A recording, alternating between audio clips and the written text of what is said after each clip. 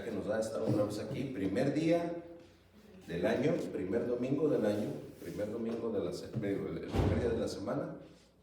Y vamos con la ayuda de Dios a abordar las verdades de la palabra de Dios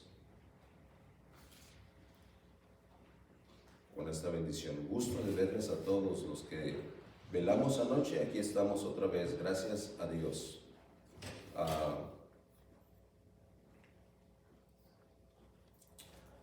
Dice la palabra de Dios ahí en 2 Timoteo,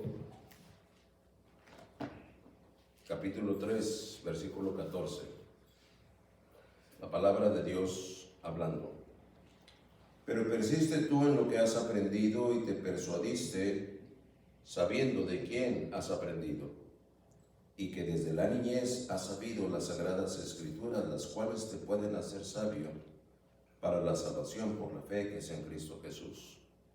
Toda la escritura es inspirada por Dios y útil para enseñar, para redarguir, para corregir, para instruir en justicia, a fin de que el hombre de Dios sea perfecto, enteramente preparado para toda buena obra. Dios bendiga la lectura de su palabra y en breves minutos también la predicación de la misma. Vamos a leer todos juntos, versículo 16. ¿Okay? Déjeme oírle, yo nomás le voy a dar la primera frase y usted continúa. Todos parejitos, a una sola voz, leemos y dice la palabra de Dios. Toda la escritura es inspirada por Dios y útil para enseñar, para redarguir, para corregir, para instruir en justicia. Extraordinario trabajo, no les pediré que lo vuelvan a hacer.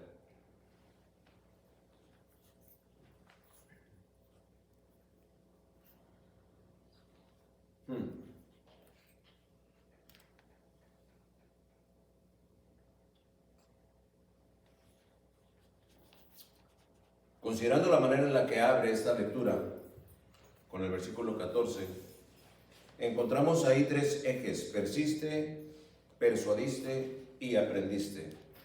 Esos son los tres ejes que vemos en el versículo 14, ejes que desplegarán la revelación del resto del capítulo 3. Cuando digo el resto del capítulo 3 es porque estos 4 versículos nos llevarán a concluir este capítulo.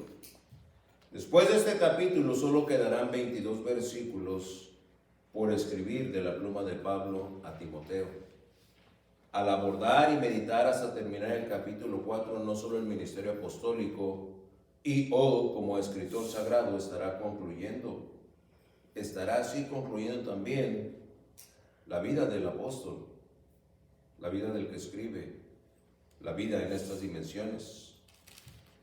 Dijimos persiste, persuadiste y aprendiste. Persistir, ¿qué quiere decir persistir? Aunque lo veremos en un punto del bosquejo, lo quiero abordar desde la introducción para que quede más firme. Persistir, mantenerse firme o constante en un compromiso. Alguien que persiste es alguien que se mantiene firme. ¿Quién tiene tantos mocos que se los limpie? ¿Oh, es ella? Ok. Hay alguien que le pueda, ahí hay pañuelos, límpiate la nariz, límpiatelo para que no estés interrumpiendo, mija. Bueno, ok. Es aquel que se mantiene firme y constante en un compromiso. No podemos anticipar que alguien dice que alguien puede persistir cuando su rendimiento es inconstante, ¿verdad? Como en cualquier actividad, la inconstancia pues se convierte en motivo para que aquella persona sea considerada no fiable. No se puede confiar en ese jugador que a veces puede jugar como el mejor y anotar 4 o 5 goles, pero después pasan 5, 6 o 7 partidos donde ni siquiera toca el balón. No persistió. No se puede confiar en la eficiencia de una secretaria que siempre es puntual y tiene todos los reportes y hace todas las cartas de manera limpia, de manera bien organizada, pero de repente llega tarde, no se presenta, entrega los trabajos hechos a la carrera, es alguien que no persiste. Por eso decimos mantenerse firme o constante en un compromiso, postura, tarea o encargo. De lo que está hablando aquí Pablo a Timoteo es que persista.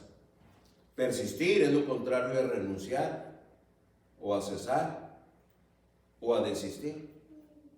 También dijimos persuadir. Persuadir es lograr que alguien se convenza de hacer o dejar de hacer algo. Habremos de ser persuadidos por el poder de la palabra de Dios, ya sea para hacer o para dejar de hacer algo. Se tiene que estar persuadido por el poder de Dios y el Espíritu Santo para dejar de caminar en la mundanalidad de este mundo, por ejemplo. No lo podremos hacer si no estamos persuadidos.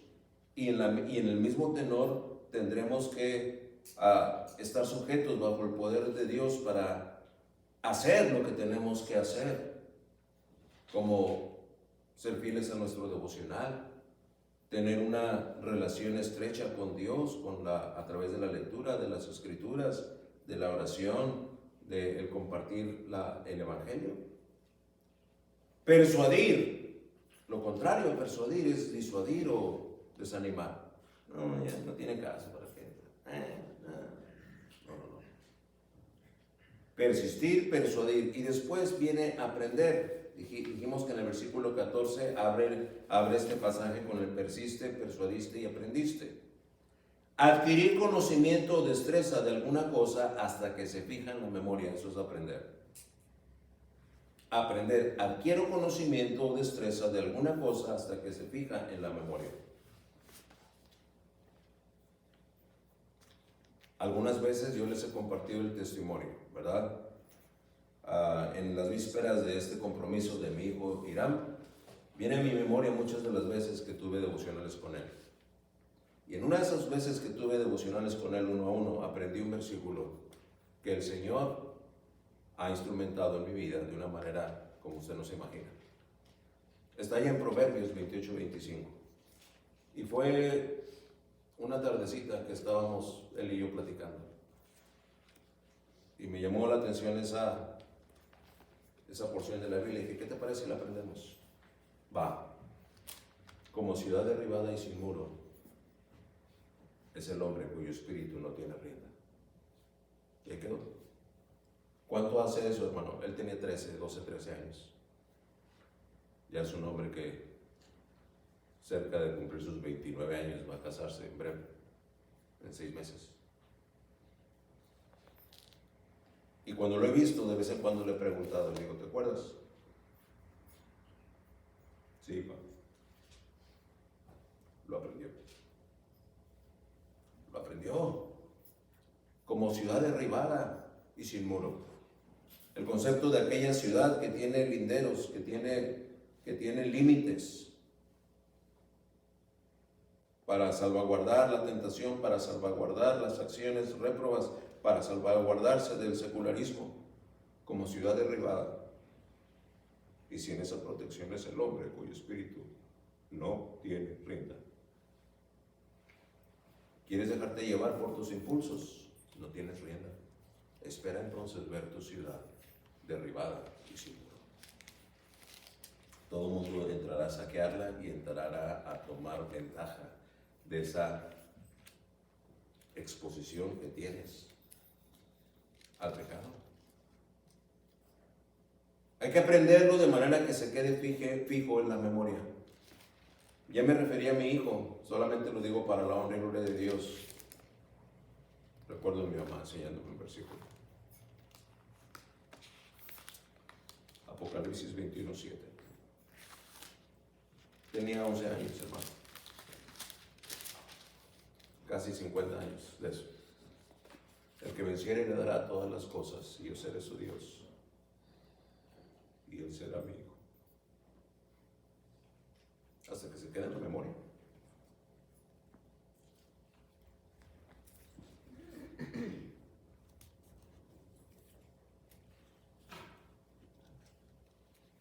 aprender. Lo contrario a aprender es olvidar o desconocer.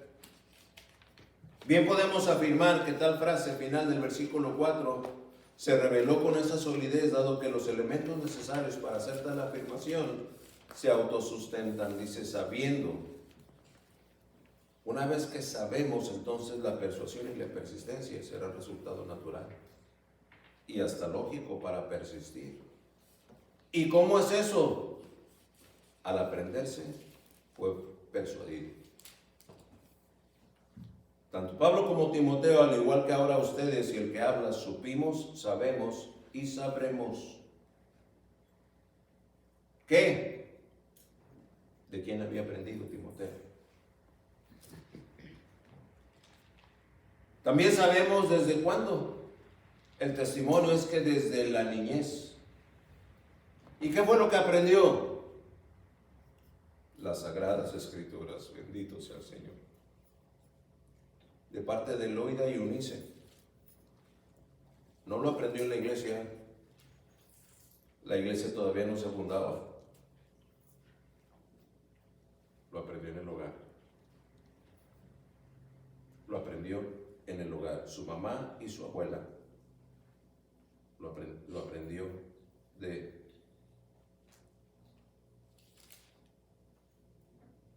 el hogar.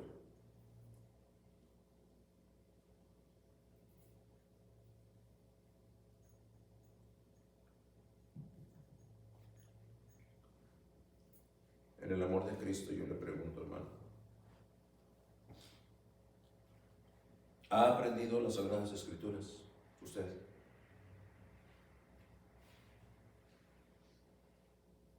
¿O qué es lo que ha aprendido? No, mis padres no conocían al Señor. ¿Cómo podría haberlo aprendido? Ok. Usted entonces las enseña en su hogar.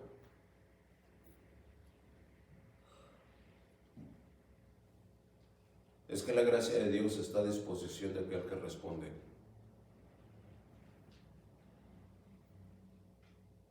Y si usted tuvo la capacidad de tener a un bebé en sus entrañas y usted de engendrarlo, es porque ya tiene la capacidad para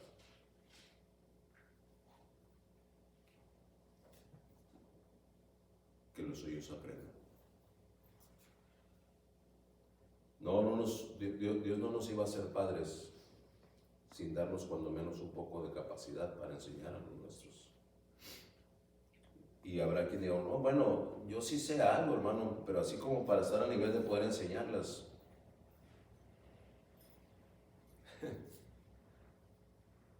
Mire, si le compro eso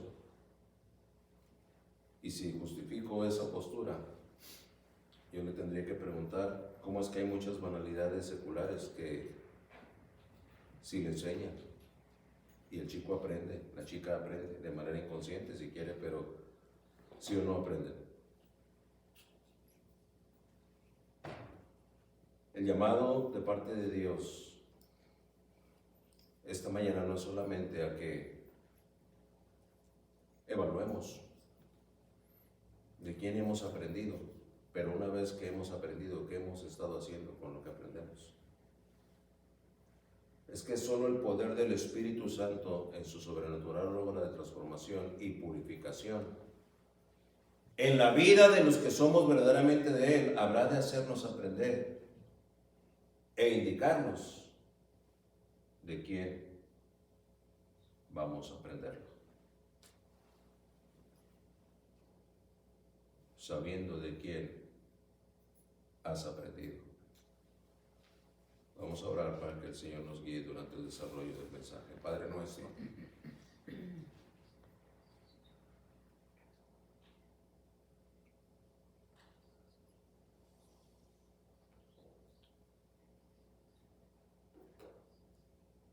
alabo y bendigo tu nombre por cada uno de los que has traído esta mañana aquí. Oh Señor, si solamente uno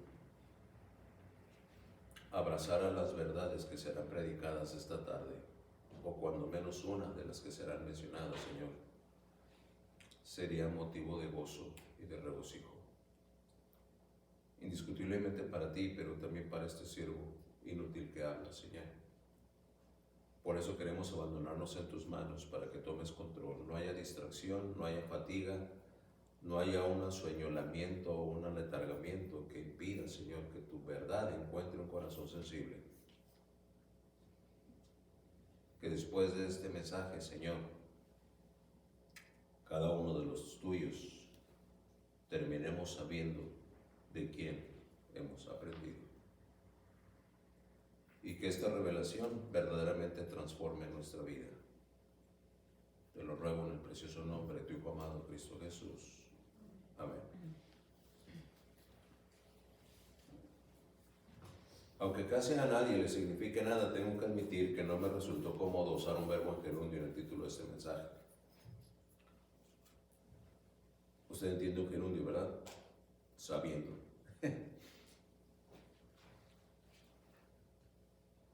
Según los mentores que saben del idioma español, es inapropiado usar un gerundio para un título. Y quise respetar como aparece en la palabra de Dios, pero mi preferencia hubiera sido por saber de quién has aprendido, para quitar el gerundio. Pero aunque yo lo preferí, lo dejé como Dios lo dispone, sabiendo de quién has aprendido. Estamos ante el pasaje más conocido de la Biblia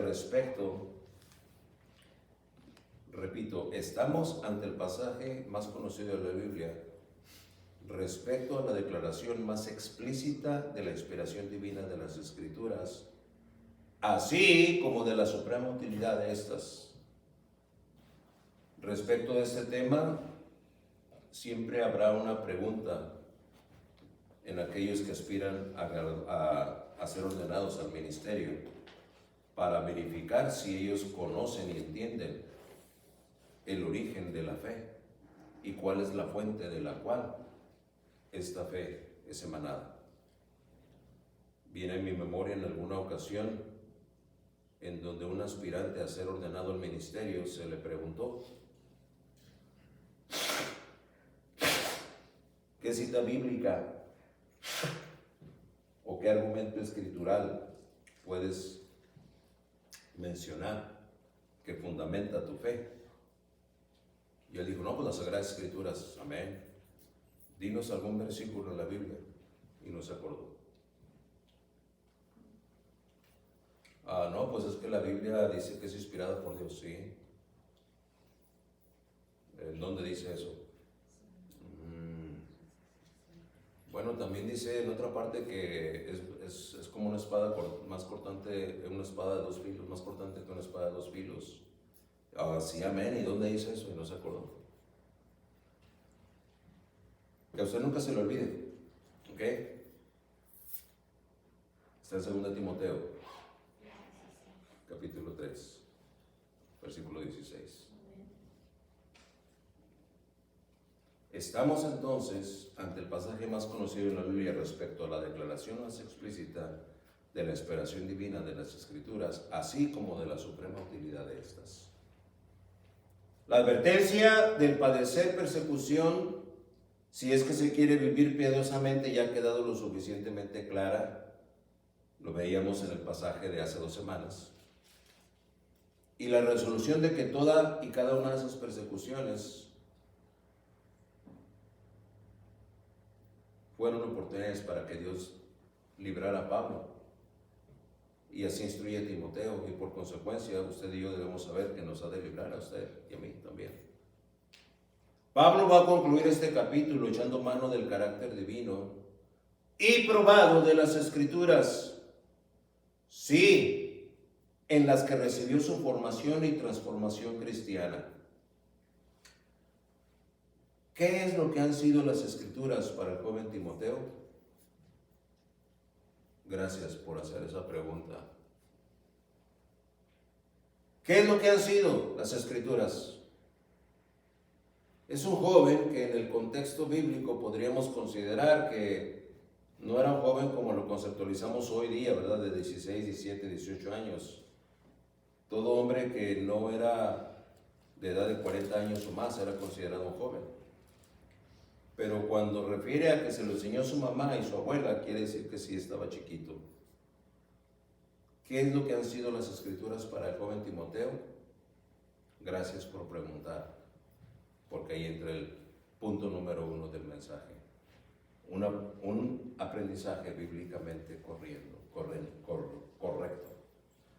Dice, sabiendo de quién has aprendido el título. Según el versículo 14, es un aprendizaje bíblicamente correcto. Un común denominador que se revela como condición esencial, no negociable, para experimentar un crecimiento espiritual real, tanto en el Antiguo como en el Nuevo Testamento, es la fidelidad, la permanencia y la persistencia. Notemos que este versículo 14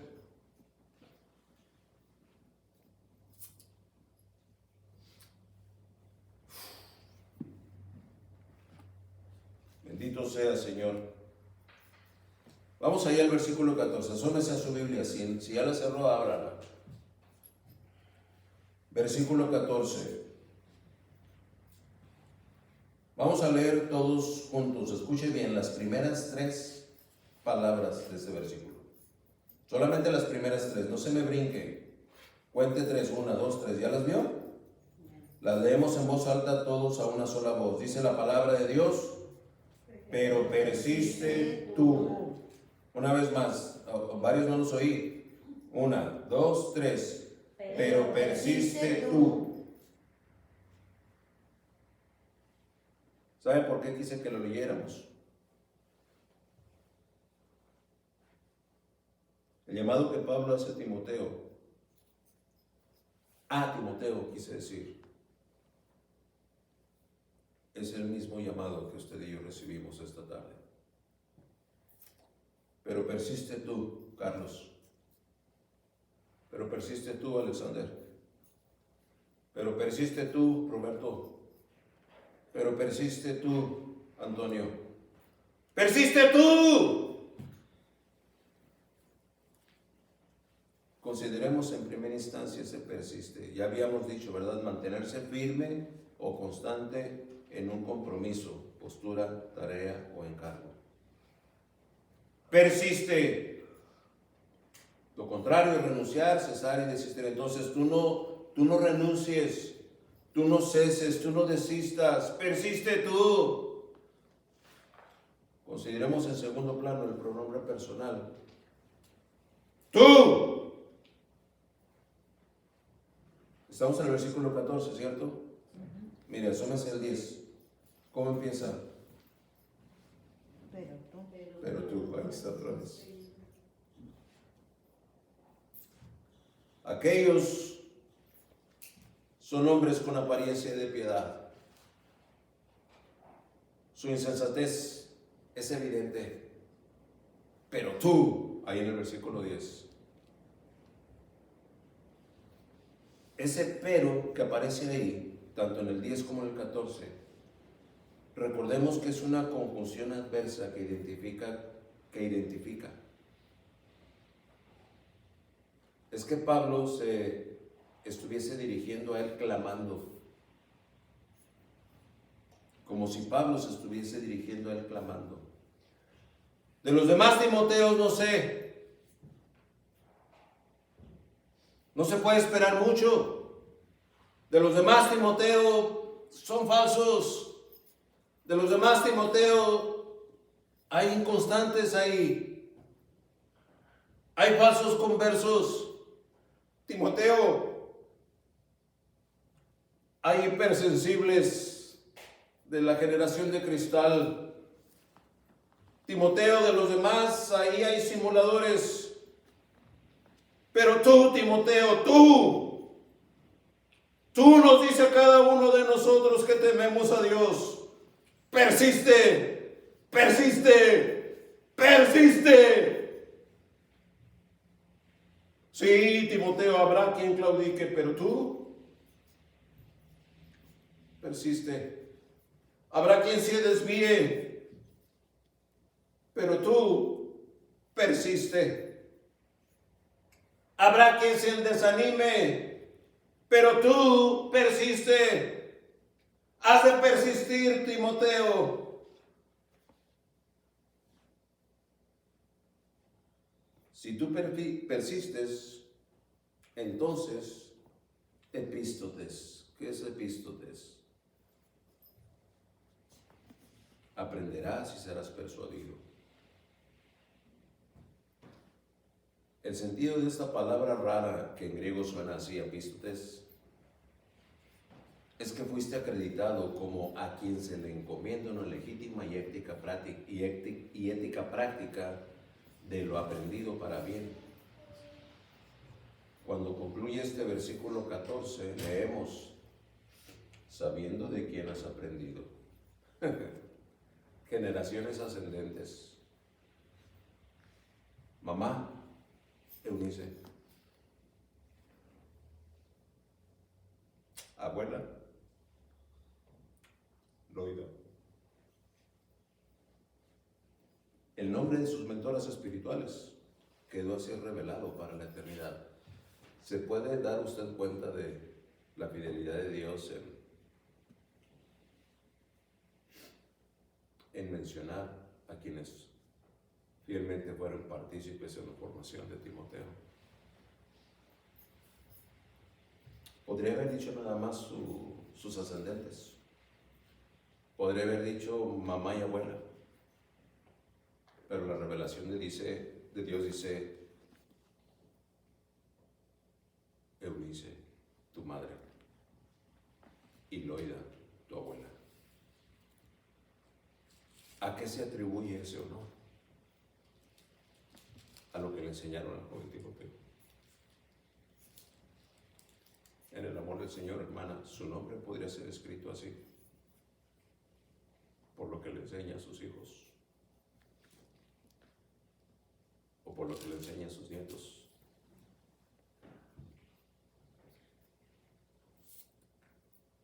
O tal vez no se mencionaría ni a la mamá ni a la abuela, porque lo que los pequeños oyen son gritos, aspavientos, malos tratos, ofensas, reacciones iracundas.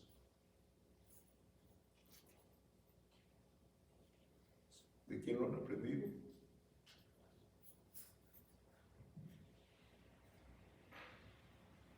Eunice y Loida aparecen ahí por haber sido las mentoras espirituales. Y esta revelación quedó ahí para la eternidad. Desde que Pablo escribió esta carta, e inspirado por el Espíritu Santo, le hizo escribir los nombres de ellas. ¿Cuánta gente no ha llegado a conocer el testimonio de estas piadosas mujeres?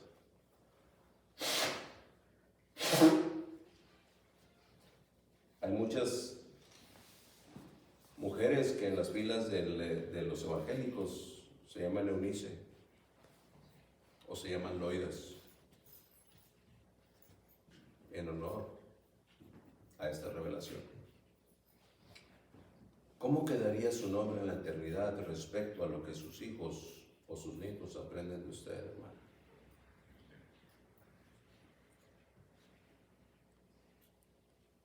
¿Alguna vez memorizó un versículo junto con su hijo o su hija?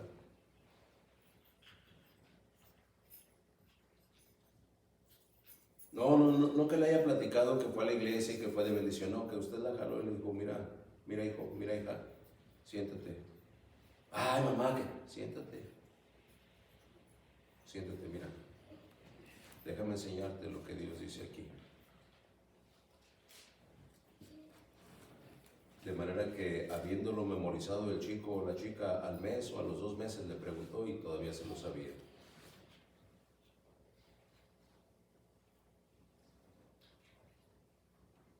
¿Es eso lo que su generación descendente ha aprendido o está aprendiendo de usted?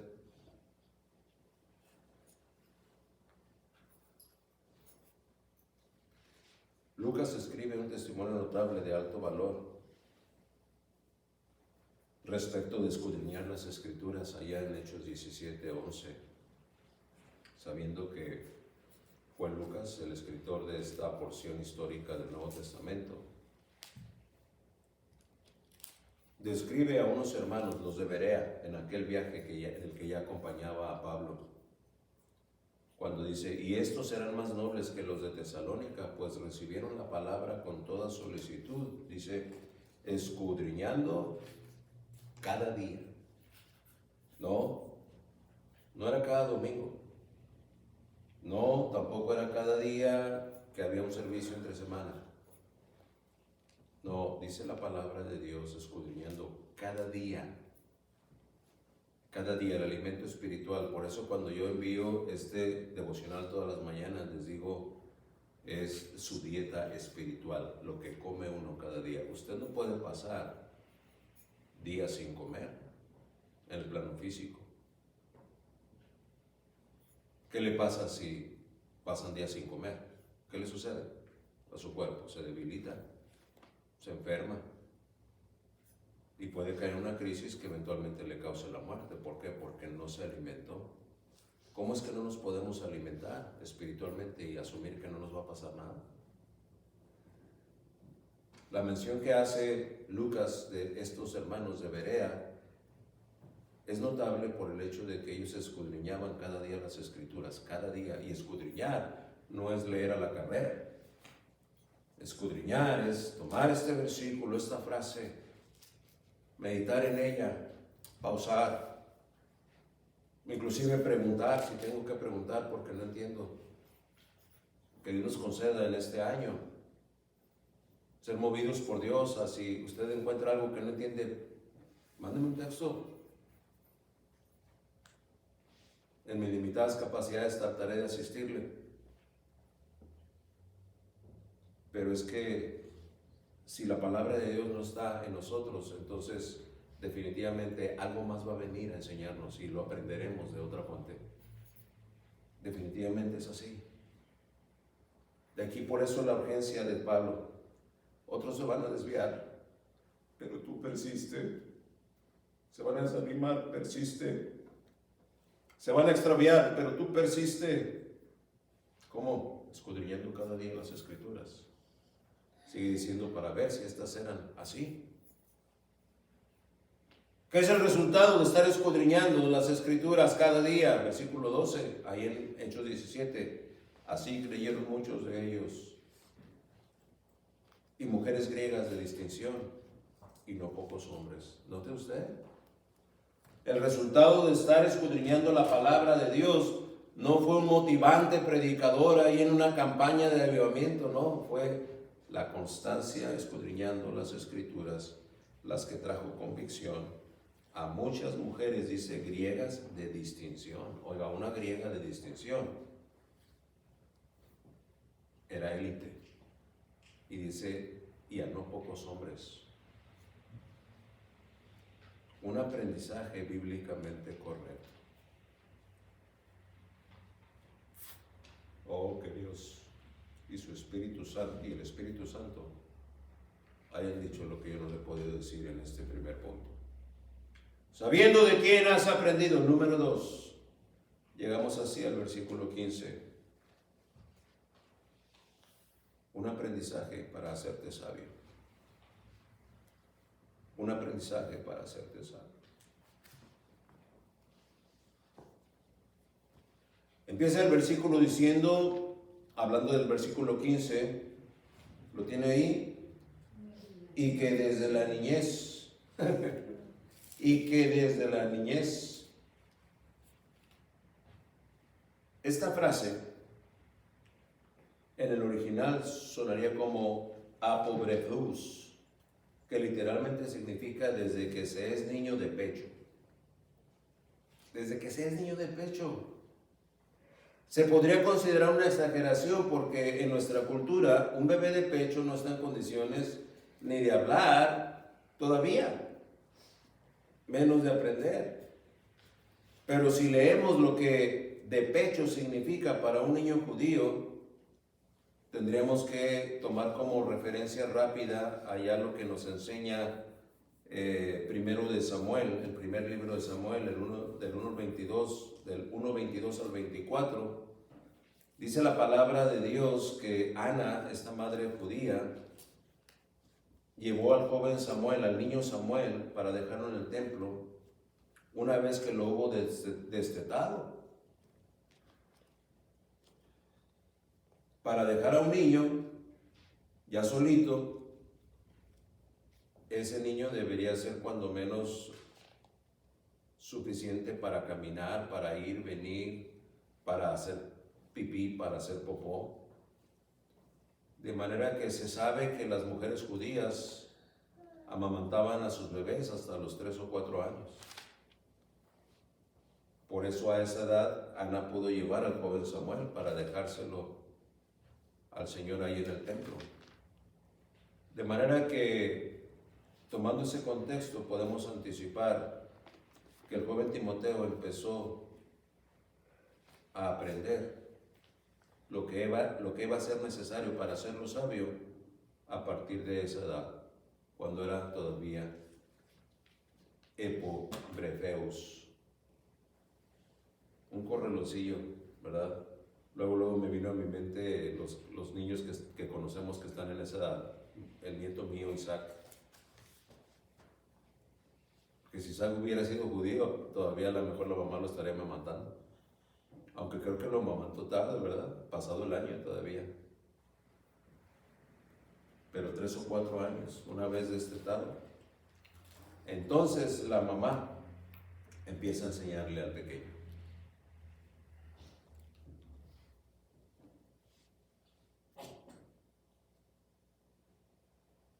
Un aprendizaje para hacerte sabio. Mientras más temprano aprendamos la verdad de la palabra de Dios, más temprano tenemos acceso a la sabiduría, a menos estorbos, aquellos que se pueden adquirir de la falsa religión o del perverso secularismo.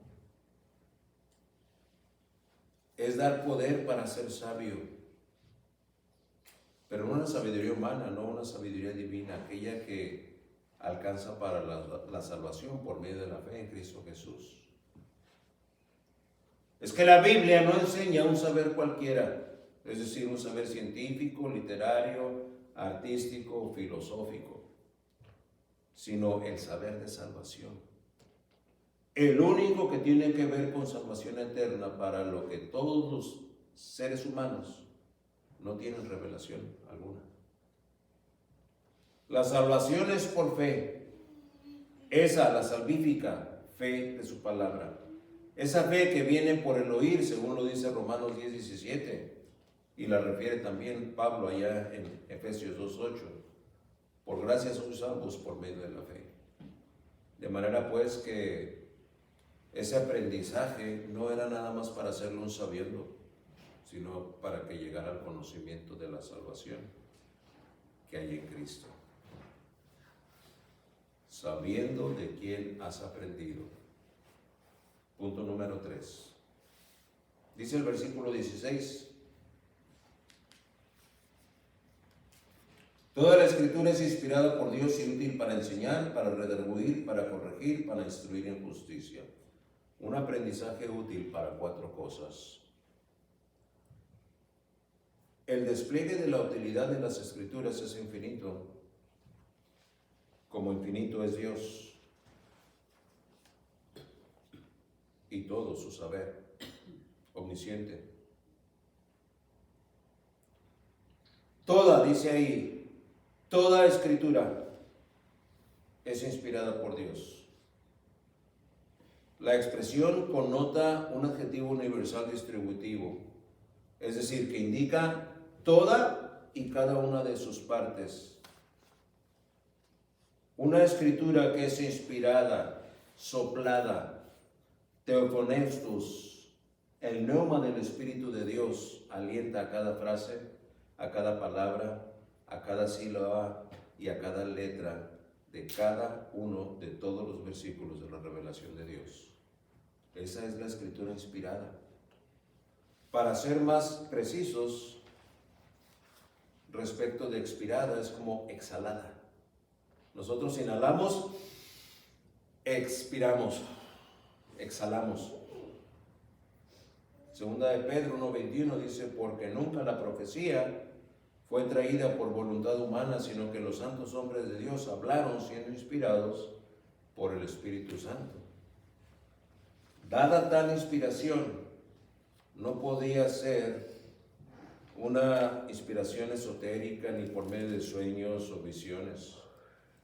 Entendemos que el Espíritu de Dios hubo de intervenir de forma sobrenatural en la función psicológica espiritual de los escritores sagrados, instrumentando sus facultades, sus conocimientos, unas facultades y conocimientos superiores, su mente, su corazón, su intención, su memoria y su voluntad, de tal manera que ellos pensasen y escribiesen solo todo lo que Dios dictaminara que escribiesen, haciendo que cada uno echase mano de la formación e información con la que ya contaban, de manera que el estilo personal queda respetado. Y eso es muy fácil verlo en la Biblia, ¿verdad? Es muy diferente leer a un profeta Isaías que leer a un profeta como Joel.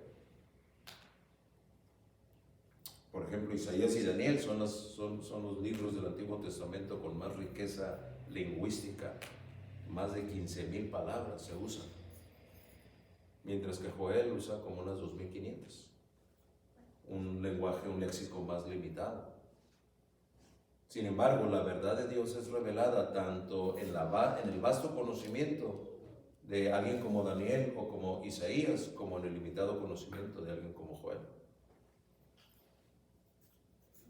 De ahí llegamos entonces a esas 4 cosas que nos son útiles. Toda escritura es inspirada por Dios y útil para enseñar, impartir conocimiento concerniente a la revelación de Dios en Cristo, su evangelio proclamado para la salvación del perdido y su evangelio para consagración del convertido. Enseñar, es importante enseñar. ¿De dónde vamos a enseñar? ¿De lo que dice el psicólogo fulano, el sociólogo perengano, aquel líder de opinión que tiene muchos seguidores y muchos likes en las redes sociales? No, de la palabra de Dios. Porque ella es útil para enseñar. ¿De qué quiere enseñar usted a su discípulo o a su educando? ¿De qué le quiere enseñar? De relaciones humanas, ahí está la Biblia con vasto conocimiento de negocios en la Biblia. Mira, yo tengo un libro de casi 500 páginas con aplicaciones directas bíblicas, así se llama el libro, Los negocios y la Biblia. ¿De qué quiere enseñar? De buenas relaciones matrimoniales, ahí está la Biblia. ¿De qué quiere enseñar? De la obediencia a los padres, ahí está en la Biblia. Es que es de la Biblia que se puede impartir el conocimiento concerniente a la revelación de Dios en Cristo. Es que es a través de enseñar la Biblia que el temor de Dios es aprendido por los nuestros y aún por nosotros. Enseñar, una de las primeras utilidades. Número 2, redarguir.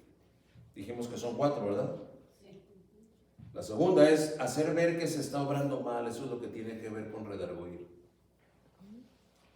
¿Cómo otra vez? Explícalo otra vez, por favor. Hacer ver que se está obrando mal. A ver, ve para acá, mijo. ¿Qué hiciste tú con las monedas que estaban sobre mi muro? Las agarré. Ok. ¿Y por qué cuando te pregunté dónde estaban me dijiste que no sabías? ¿Sabes qué fue lo que hiciste? ¿Sabes qué fue lo que hiciste? Mentiste.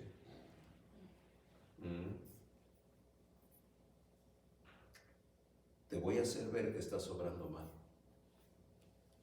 Mira, la palabra de Dios aquí nos enseña que esa mentirilla que echaste, de acuerdo a lo que dice aquí Dios en su palabra, en 8:44 de Juan, dice, que Satanás es el padre de mentira. Todos los mentirosos o mentirosillos o mentirosillas como tú, cuando caen en ese pecado, es como si fueran hijos del padre de mentira. Eso no está bien.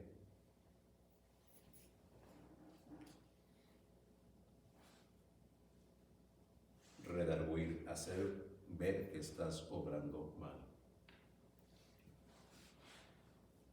Tus costumbres, tu forma de vestir, tu forma de hablar, tu forma de interactuar con los demás. Mira, ven para acá. Déjame enseñarte lo que la palabra de Dios dice a ese respecto. No lo que la iglesia dice y no lo que el pastor dice. Y si alguna vez lo has oído en la iglesia o lo has oído del pastor, es porque está aquí, mira. ¿Ok?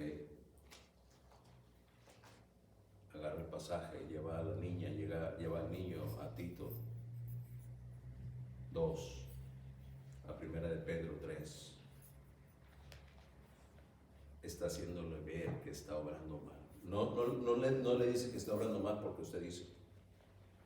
Eso no está bien. ¿Por qué? Pues porque yo digo. Pues porque tú dices. No. La palabra de Dios está ahí para que aprendas.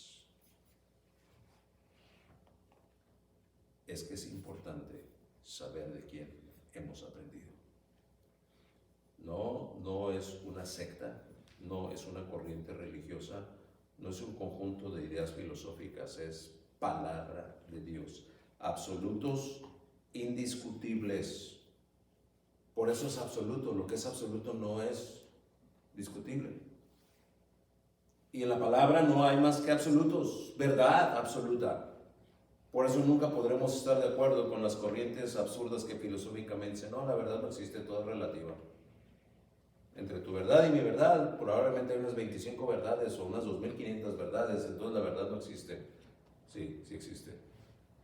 Discúlpame, pero la palabra de Dios nos dice, de parte del hombre que dividió el tiempo en un antes y un después, Cristo, Él fue el que dijo, yo soy el camino, la verdad y la vida. Si tú no puedes digerir eso, el problema no es que sí hay una verdad absoluta, el problema es tu mente reprobada. La verdad existe. ¿Dónde lo dice? La Biblia. En la Biblia. Sé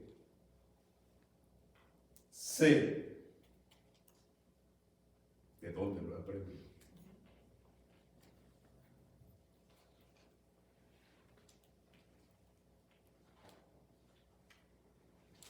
Allá en Juan 8:46 encontramos esa misma palabra, redarguir.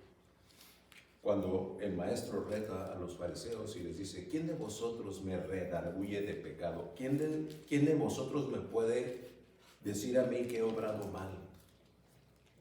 ¿Quién de ustedes? Aquellos chitones. Pues si digo la verdad, ya que se quedaron callados, ¿verdad? A ver, ¿quién me redarguye de pecado? ¿Hay alguno aquí que me pueda decir que estoy mal en lo que hice? ¿En lo que estoy enseñando? Nadie, ok. Nota usted la dinámica del versículo. Entonces, por consecuencia, estoy diciendo la verdad. Y si digo la verdad, sigue diciendo, ¿por qué vosotros no me creéis?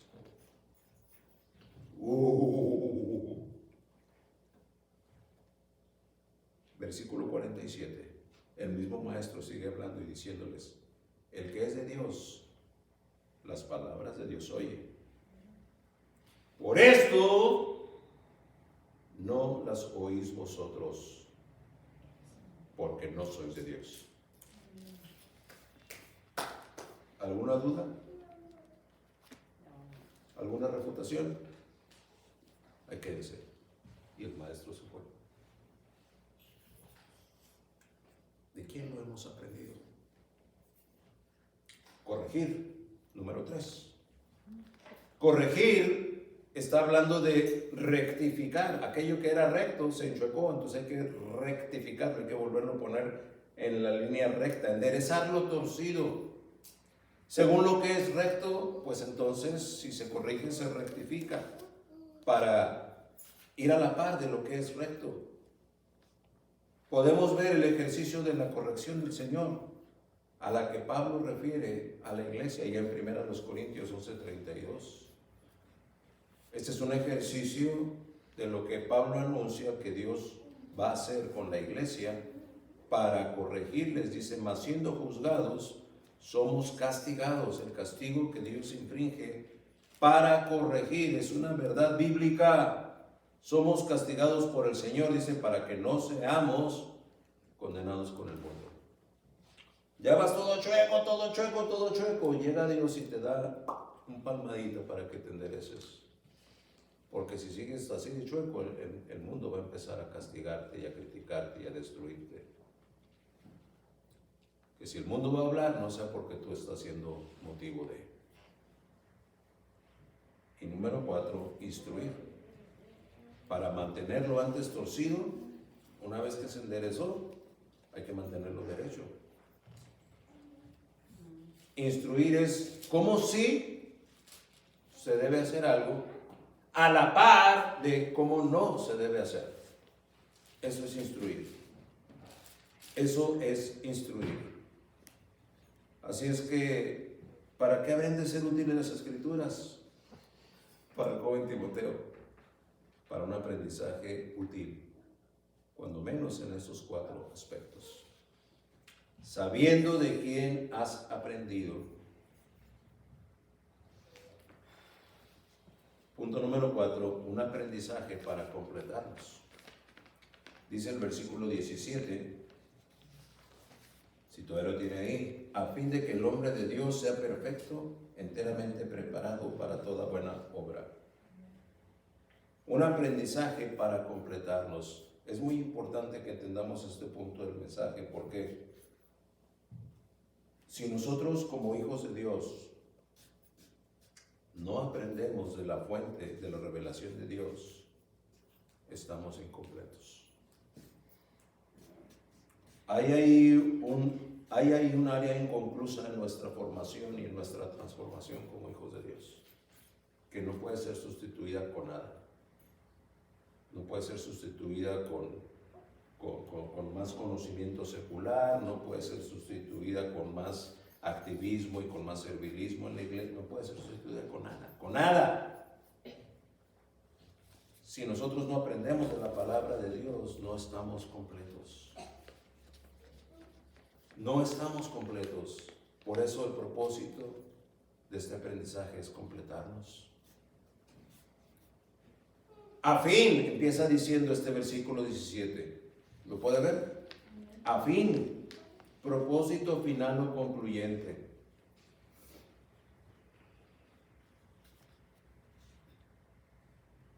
Sí, Timoteo, has de recibir un aprendizaje bíblicamente correcto. Sí, Timoteo, habrás de recibir un aprendizaje para hacerte sabio. Sí, Timoteo, habrás de recibir un aprendizaje inspirado y útil. Para entonces, y solo entonces, ser un hombre de Dios, perfecto, enteramente preparado, en un apoyo con el idioma original, antes de ser traducido a la versión que ahora leemos. Cuando leemos perfecto y enteramente preparado, en el original estaremos leyendo artigos en lugar de perfectos y leeríamos exetismenos en el lugar de enteramente preparados. Artíos es un concepto más convencionalmente entendible de que se es apto. Conceptualiza las ideas de equilibrio y de proporción apropiada para describir la plenitud de un hombre para un determinado quehacer. Apto. Completo, pues, por eso decíamos para completarnos. Exertismenos quiere decir bien equipado, completamente amueblado o refaccionado. El sentido que tenía en un lugar como el lugar en el que está Timoteo, Éfeso, que era un puerto comercial en donde las naves, los barcos iban y venían. Tiene una connotación de lo que según se usa, el término que se usa para referirse a que se amueblaban los grandes navíos que mercadeaban en el Mediterráneo, dada el auge comercial en Éfeso. Todo lo que habrían de necesitar para esas largas travesías, pues acá el obvio sentido es el de estar bien pertrechados,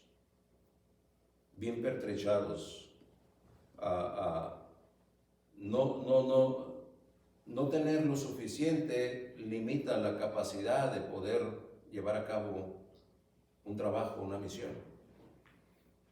Yo estoy seguro, ¿verdad? Aquí hay un hermano que practica la mecánica como hobby, aunque creo que gana más de mecánico que en lo que trabaja, pero si usted lo lleva a donde se le quedó tirado el carro, pues lo más que puede llevar a lo mejor es un gato y una bolsita de herramienta, ¿verdad? Esa bolsita de herramienta yo la he visto, es una bolsita bastante folclórica, ¿verdad? Pesada la bolsita, no sé cuántas llaves y dados y matracas tiene ahí. Pero con esos elementos el hermano puede llegar y darse cuenta, no llegó completo, no llegó con todo lo que necesita para llevar a cabo el trabajo. Y a lo mejor le puede hacer ahí una chicanada al carro para que alcance a llegar a donde lo va a reparar. Pero a lo mejor no. ¿Por qué? Porque no estaba completo. No estaba exertis menos. Espero que este ejemplo que ahorita Dios me trajo a la mente pueda ayudarme a explicar lo que estoy tratando de explicar.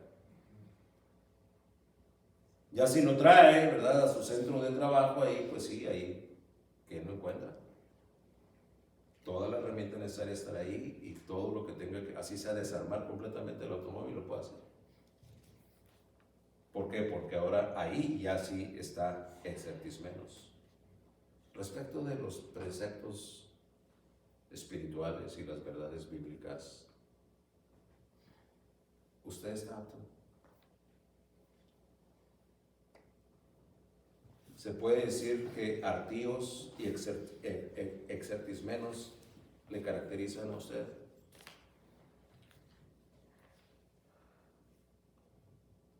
Es que la palabra de Dios y lo que aprendemos de ella nos completa, nos hace aptos.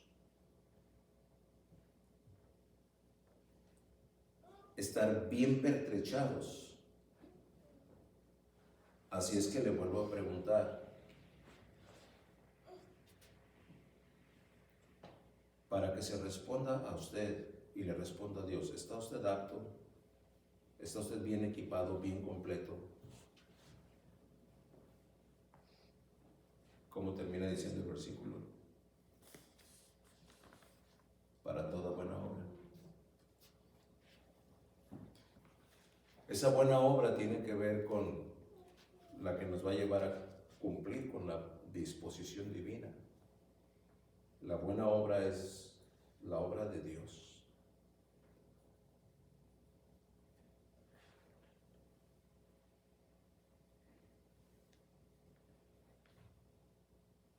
Si se ha de estar equipado para toda buena obra,